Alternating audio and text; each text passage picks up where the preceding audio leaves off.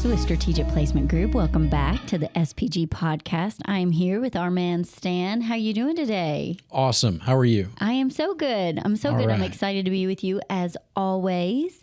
And we've got some really good information for you today. We do. So we are going to talk about the cookie. The cookie. And I brought us some fun snackage in case we get bored talking about the digital cookie. We got some Nutter Butters. We got some Oreos. Oreos are good.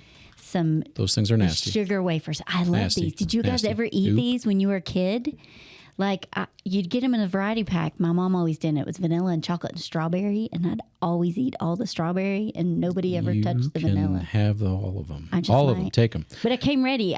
We're talking about stuff that's complicated. So I got my sugar. I got my caffeine. Okay. You can keep I'm not up a coffee drinker, so maybe we'll see. You might want to grab yours as well as we get into the depths of this. So we are continuing on with the cookie, right? We are. Yeah, so recap real quick of the last video, and if you haven't seen that, please go back to the channel and get the intro of the death of the cookie that we did. That's right, we did do that. But in a quick little nutshell, the cookie, third-party cookies, it's a tracking mechanism mainly used for advertising purposes, right? To see user behavior online and then be able to retarget those individuals based on that behavior, right? So things that we talked about in that last video real quick would be the European Union's version of a law that went into effect some time ago called GDPR. Okay. California has one called the California Consumer Protection Act, the CCPA. You all may have read some or heard some about these things, these terms in the past. So there's been a lot of updates in the last couple weeks. Right. And for those of you who haven't heard of any of that, but just know that whenever you try to go to a site, you get that thing that you have to accept. If you're even going to, that's basically... Right, you're accepting. The ability to use the cookies, right? Right. Okay. Right.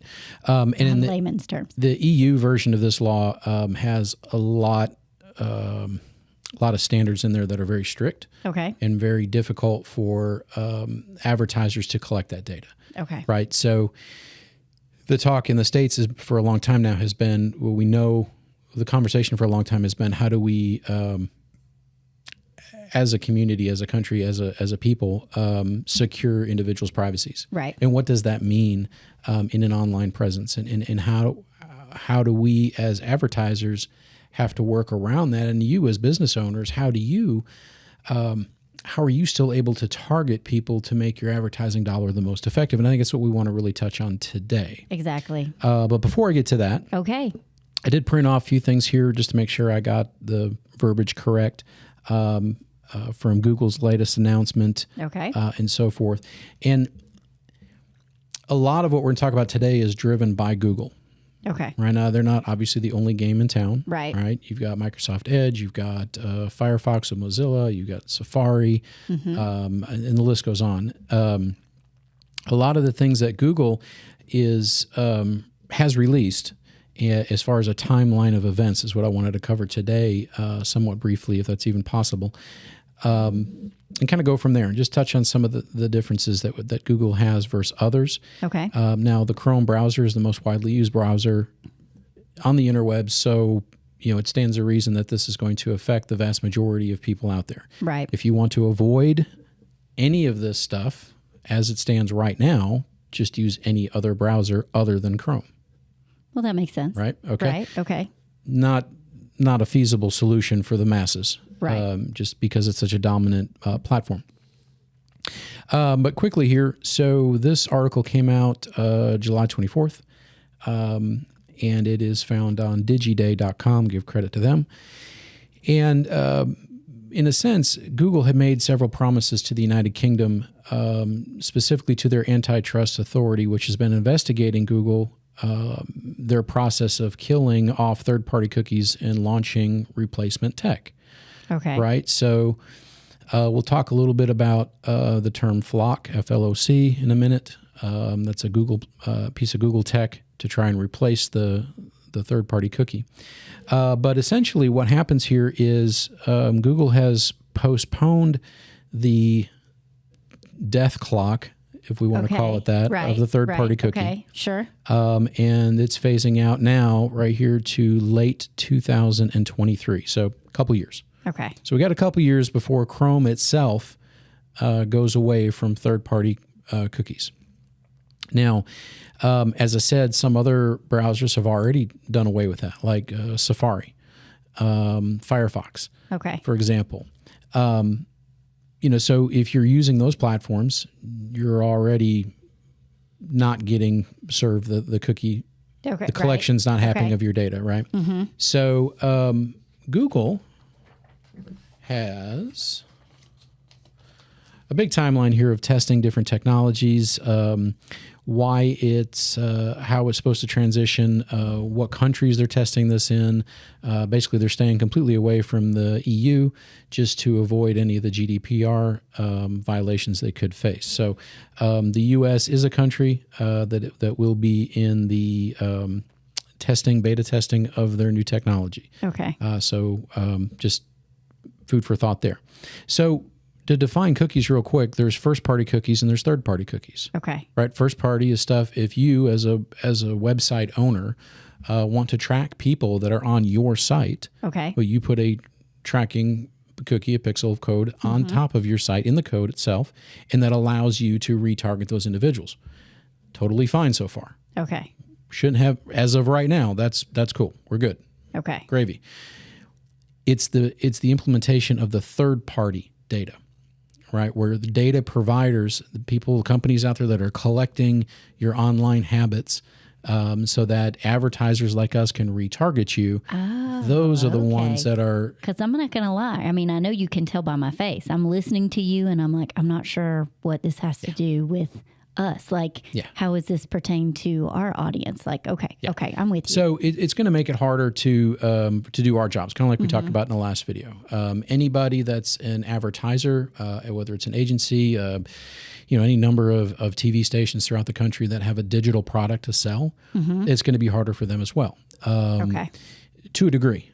It all depends on these companies that are selling these services like we do, how much they embrace the new technology and want to learn about it. So for our audience, it really goes back to that whole, if you're wanting to target your audience through some type of digital campaign. Yes. Redirect. So if you have a boutique and you're wanting to retarget the people that have visited your site with a sale in a digital campaign, digital ad format. Okay. Yes. Okay. I'm with you.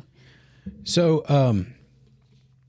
in fact, I'm just going to get rid of this altogether. Well, yeah. And I'm sorry because it's so, I mean, we've had this conversation several times. It sounds so complicated that it's just kind of like, I think the point is to break it down to the individual business owner to say, what in the hell does this mean to me? That's right. Exactly. All right. Exactly. So if you're trying to reach individuals, as we talked about in the last video, it changes how you will go about obtaining those people. So as a business owner, you have to be able to ask the questions of the person you're giving your ad dollar to, whether it's an agency like us or whether it's another company out there that happens to sell a digital product along with something else, like TV, for example. You as a business owner need to know what's going on to know that your ad dollars are being spent appropriately.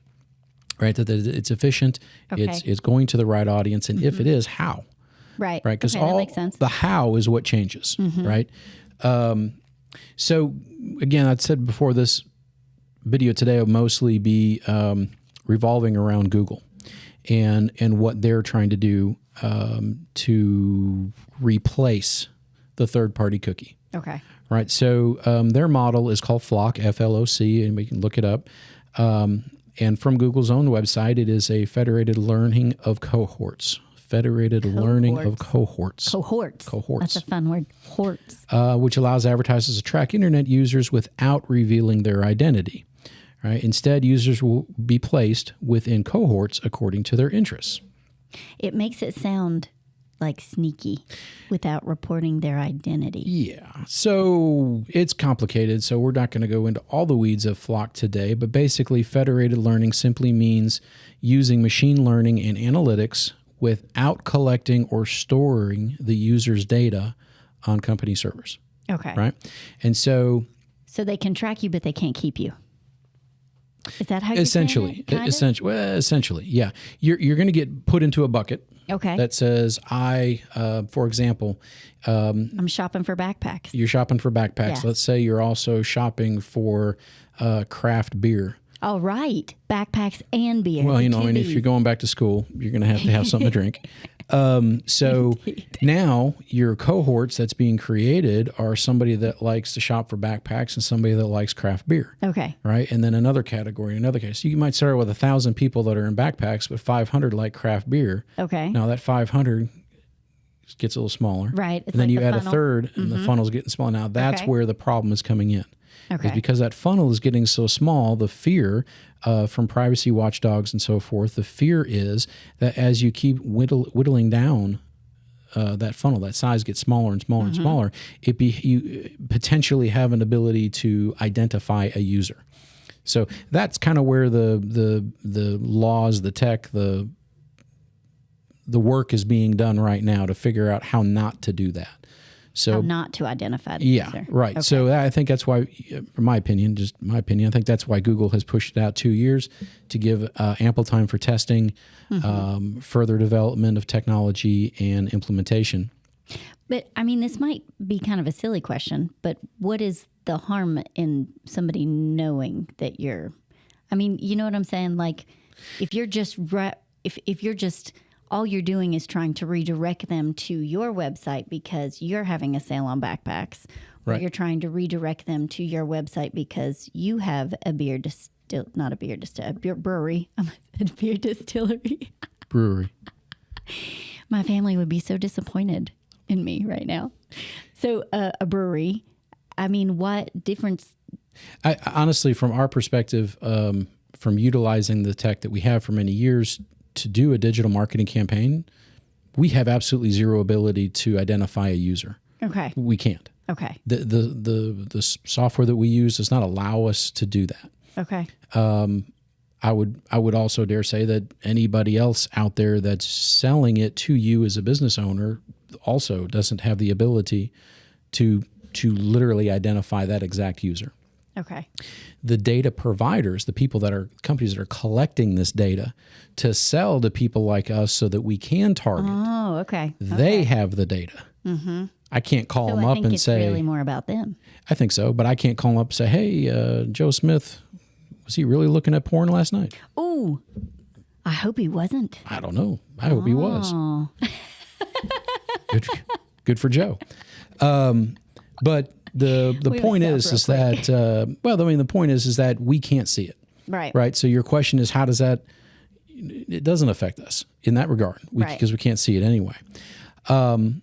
But this conversation also needs to transition into a little more about what we talked about in the last video, which was without the ability to target an individual audience based upon their interests and their online behaviors, what else is available, right? Okay. So we spent some time talking about contextual advertising, and this is where the business owner, hopefully you're watching.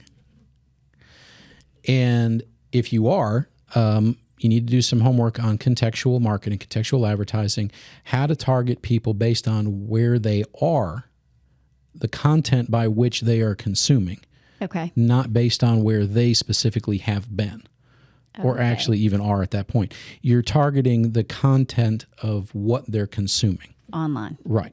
Okay. So be it an app, be it a site, connected TV, Right. opportunities, so forth. So by doing a contextual campaign, there's nothing about the user's history, the profile. There's no cookie involvement to the user in that regard because you're targeting the actual content that's being consumed. Okay. So what's nice about that is when we all thought the death of the cookie in the U.S. was coming like next week, Right. you know, several months ago, all through last year, really, the contextual data providers have been doing a lot of work and spending a lot of time, effort, and money to develop better technology to better identify those areas of interest, right? Okay. Because it avoids the whole privacy issue with cookies and all that. Now, they've already started all that hard work. Okay. Now Google has said, hey, you got another 2 years where we really have to worry about this. But that doesn't mean the contextual providers slow down. No, They're sir, just they've ahead already, of the curve. Right. Right. Absolutely. when they're ahead of the curve when it comes to Chrome, but when it comes to any other browser, right. That's it. Right. So there was some interesting information I had learned about that here over the last couple of weeks. Looking at one other thing is, I thought I highlighted it. I must not have. Uh-oh. Yeah, You're right? fired. I should be. Can you please fire me? I'd love to work somewhere else some days. Out of here. He's out of here. Here, have a cookie. You'll find it. So I'm going from memory. This is useless. And it's gone again. Microsoft Edge is the most Chromium-based additional browser that's out there. It's the one that's most similar to.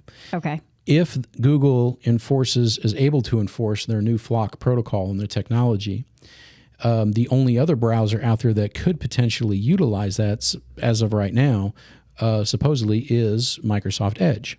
However, Microsoft, that's assuming that they accept the Flock protocol, right? Oh. So they might not. They got a whole new thing they're working on called Parakeet, I think is what it's called. Whole point is this is a lot of geek speak and we're getting in the weeds. It is. I mean, hello. I'm gonna. The whole point is this stuff changes so fast that we're telling you what's up now, but who knows what it's going to be next week or next month. Right. It's constantly changing. It is. And that's something as the business owner you need to be aware of. And again, I go back to the contextual side of marketing. Who knows what the Flock thing's going to mean, the Parakeet thing, or any other thing that they decide to come up with between now and then. Mm-hmm. And who knows how we as advertisers are going to be able to tap into that resource in order to target your audience that you need. Right. What we can say for sure today is the contextual category is ever growing, and more opportunities daily are becoming available for us to be able to target your audience in the most efficient way possible. So to essentially wrap all this up, I mean, it's a big wrap. It is. It keeps getting bigger. Every time we talk about this topic, it's like, woo, it's so much. So essentially, it is the death of the cookie is affecting how you can better do your customize, basically who you're trying to target with your media. Yes, and so for right now, business owners, you need to be aware of how whoever you're going to have your digital marketing campaigns done. Right. Whoever, an agency, a TV station, it doesn't matter. Whoever it is, you have to be aware of what questions you need to ask them. Some of the things we've covered here.